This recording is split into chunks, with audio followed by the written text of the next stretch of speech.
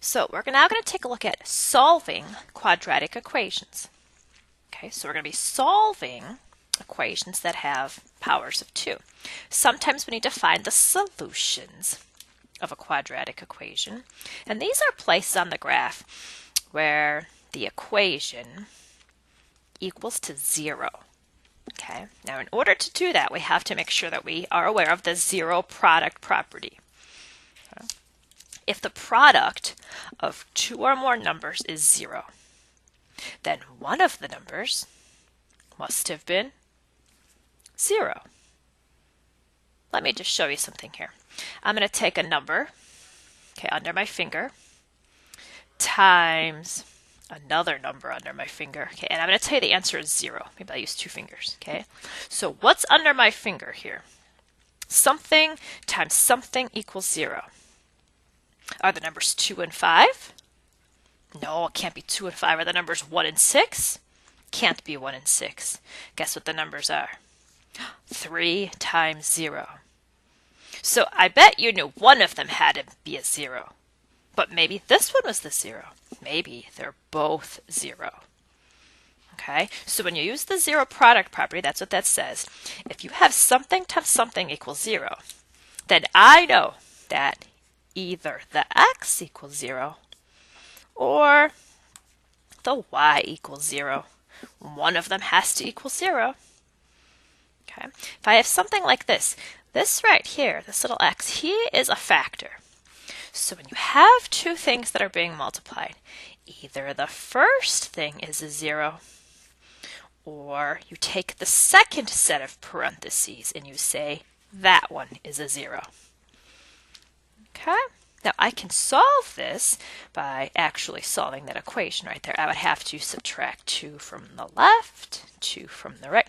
X equals -2. So there are our two solutions. For this last one right here, I've got two little binomials. I'm going to say either the first set of parentheses equals the 0, or the second set of parentheses equals the 0. Okay, so you take something that's kind of complicated and you split it up into two little baby problems. So x is equal to 5. Some people like to switch sides. Some people like to say I'm going to add 5 to the left and add 5 to the right. Okay, over here I'll subtract 8 and x equals -8.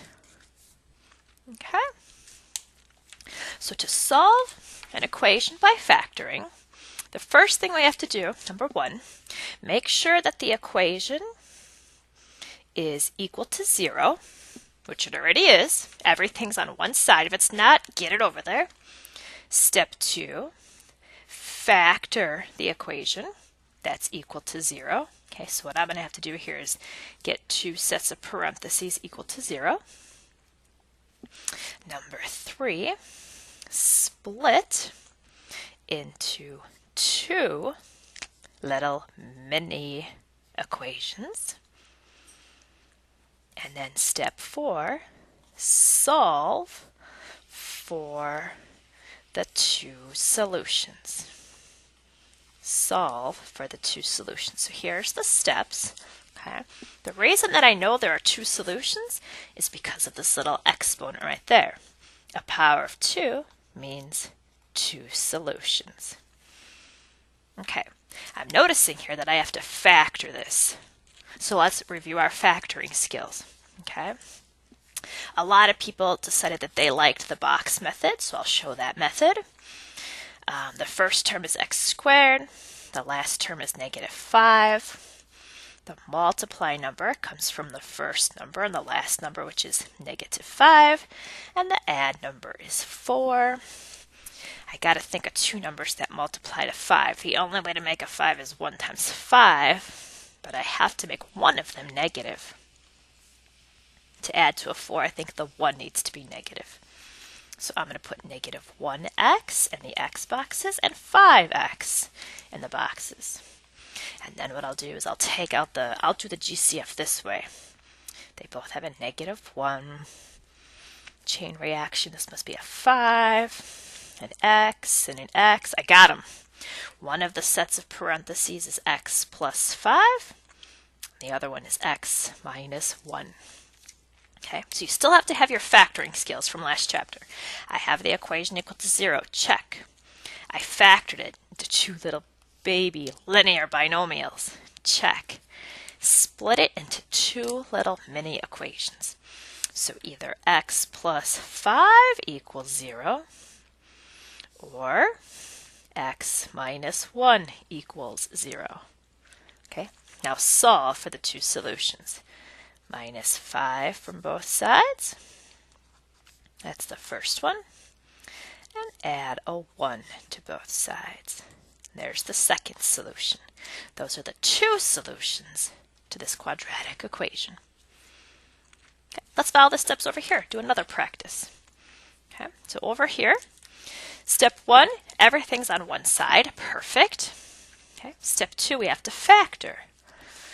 Let's see, how do I factor a binomial?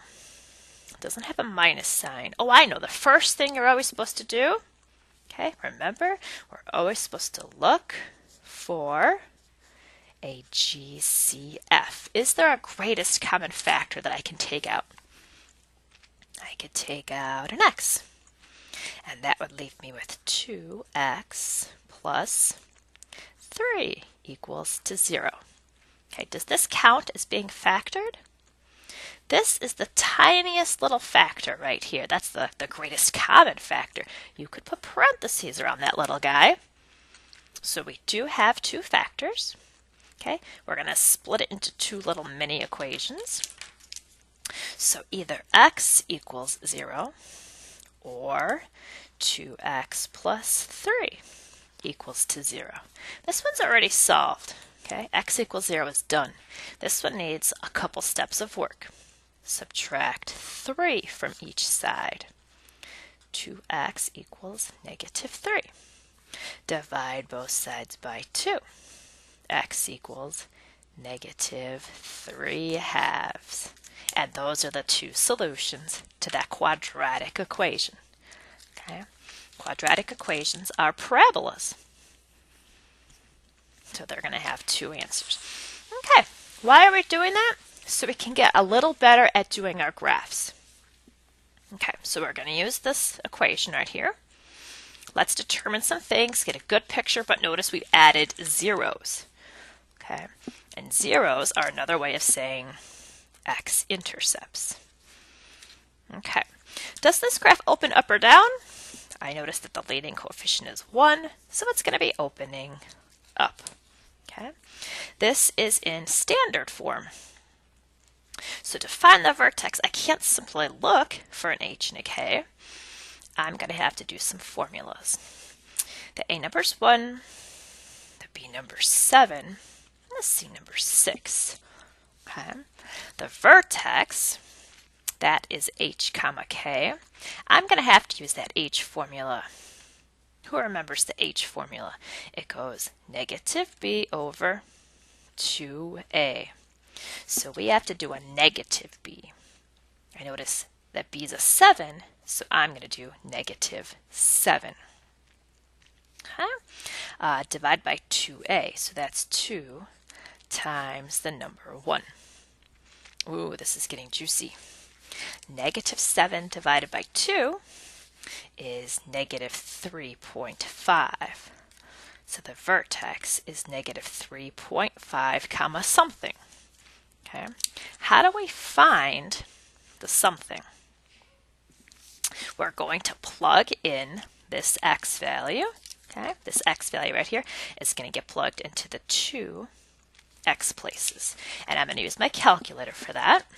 So let's go ahead and say negative 3.5, close it up, quantity squared, so that negative gets squared, plus 7 times negative 3.5, plus 6.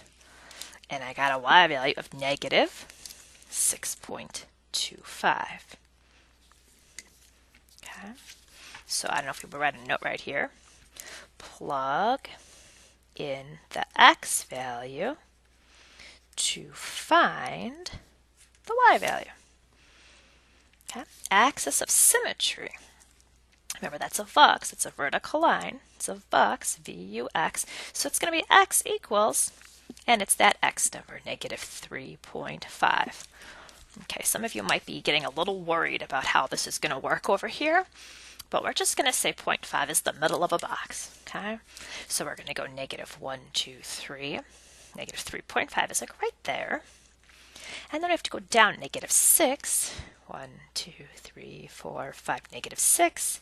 0.25. All right, so the vertex is right there. The vertex, it is a little unusual, okay, but it's okay. Negative 3.5 is the middle. I'm going to draw the axis of symmetry going right through negative 3.5. Okay. And I know that the parabola is opening up, but I'm going to need a lot more information than this to get this parabola looking correct. Okay, to find a y-intercept, we always let x equal 0. So we're going to take 0 and plug it into our equation again. Y equals 0 squared plus 7 times 0 plus 6. And nothing plus 6 makes a 6. This is good work, but the point needs to be stated as an intercept. Okay, so I've got a y-intercept of 0, 6. That one came out nice. I'm noticing that there's a point that's like a half. 1, 2, 3. It's 1, 2, 3 and a half. So let's go another half. 1, 2, 3. Does that look right? Does that look like it's even Steven reflected over that axis of symmetry? If this is a nice corner point, that's going to be a nice corner point. Okay. And the last thing, the newest thing here, are the zeros, or the x-intercepts. So let's make sure that we definitely put some notes here, because this is the new thing. To find the zeros, you take your equation, okay, and you say equals to 0. You want to know, where does this parabola equal 0? And that's going to be the x-intercepts. So how do you solve something like this? We're going to have to factor into 2 sets of parentheses. So let's see, we've got the multiply number of 6 and the add number of 7. I'm thinking of 2 numbers here. So it's going to be 6 times 1. And then we could go to our boxes, or we could split the middles. For some people that like to split the middles, it's plus 6x plus 1x. So it's almost like factor by grouping. Instead, you take these 2 numbers and split the middles. Factor by grouping is going to be x plus 6 plus a 1, x plus 6. And if they match, you're getting it right. So our factors are x plus 6 and x plus 1. Okay, but after we get it factored, we don't just stop there. Okay, we have to state the zeros. So we have to say either the first factor equals 0 or the second factor equals 0. So we split them up and we get negative 6 or x equals negative 1.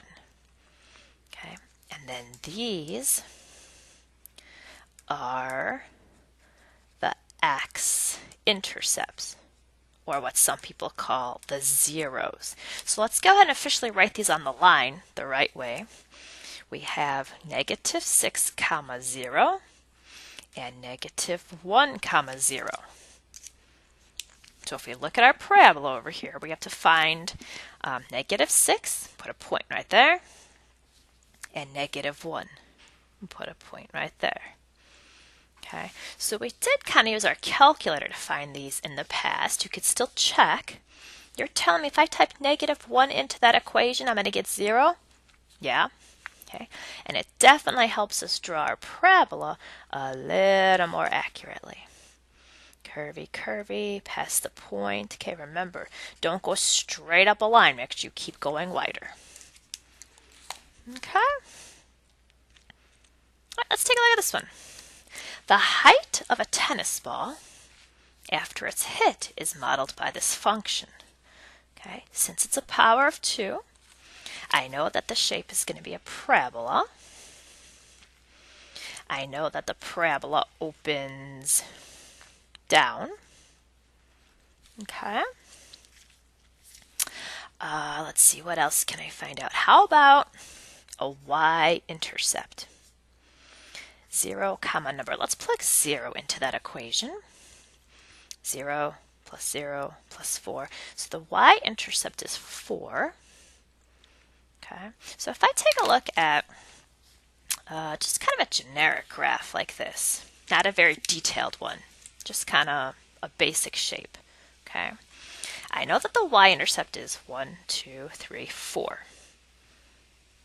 And it says that it's hit, the tennis ball is hit, and it follows a parabola. So it looks like someone might have been standing here holding a tennis racket, okay, about to hit this ball, and it's a parabola opening down.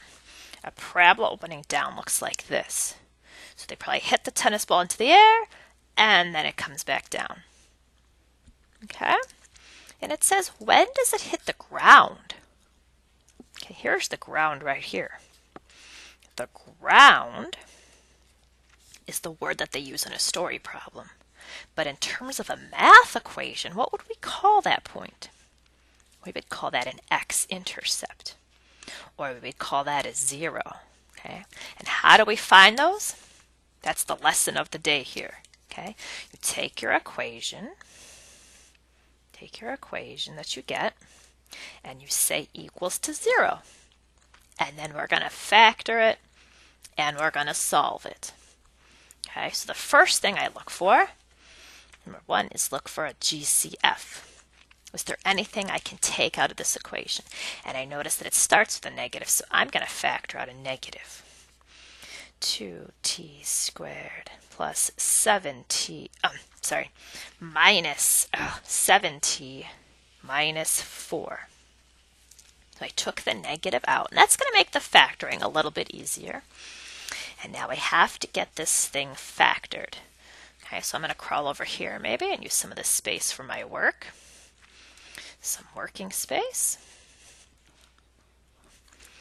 The box is going to have 2t squared and negative 4.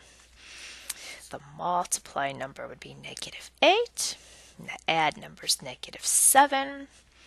So is it 2 and 4?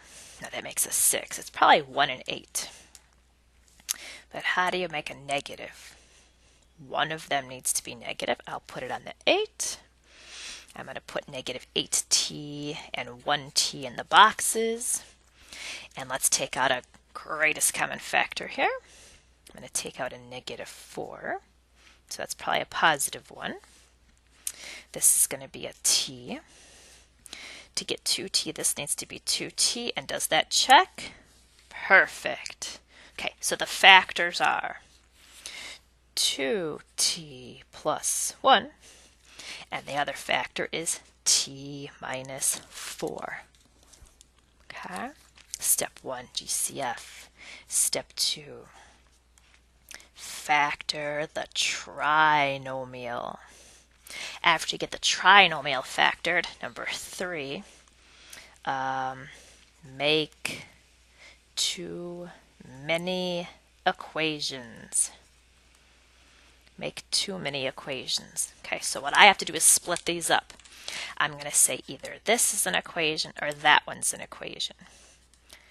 2t plus 1 equals 0, or t minus 4 equals 0. What about this? Does that become an equation? And the answer is no. That's not a variable. You only split up the t's. This problem said t squared. There's going to be 2 solutions. The 2 t's, not a negative sign. Okay, negative does not equal 0. If that said 2, I wouldn't make it an equation either. Numbers don't get to be little mini equations, just the variables. Here, 2t equals negative 1, and t is negative 1/2. Switch sides, switch signs, and I have 4. Okay. So which is the right answer here? Time is negative 1/2, or time equals 4.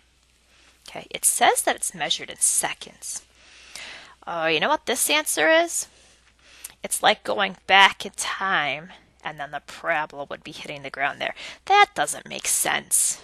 Okay, the right answer is 1, 2, 3 right here. The right answer is 4 seconds, and this is the one I'd want to put on the answer line, and that one I'm just going to throw in the garbage. You don't go back in time. The parabola does touch 2 places, but that's the one that makes sense for us. All right, I can't wait to practice this tomorrow.